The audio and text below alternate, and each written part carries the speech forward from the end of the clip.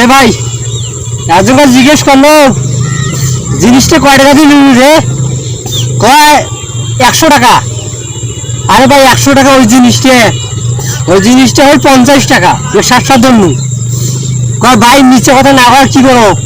নিচে কথা দিয়ে অনেক কিছু করা যায়। আর তুই যে নিচে কথা কলু, তোর তো ক্ষতি নাই, ক্ষতি আমার সাধারণ লোকের ক্ষতি। এই জন্য জিজ্ঞেস করলু নিচে কথা কইস নে, তুই কবি জনগণের ক্ষতি, আর জনগণের অনেক ক্ষতি হয়ে যায়। আমরা মনে হয় দিন হাজার কামাই করি, জিনিসটা বেশি টাকা দিই নেই, তাতে কার ক্ষতি? গৃহস্থী ক্ষতি না আমার ক্ষতি? আমারও ক্ষতি।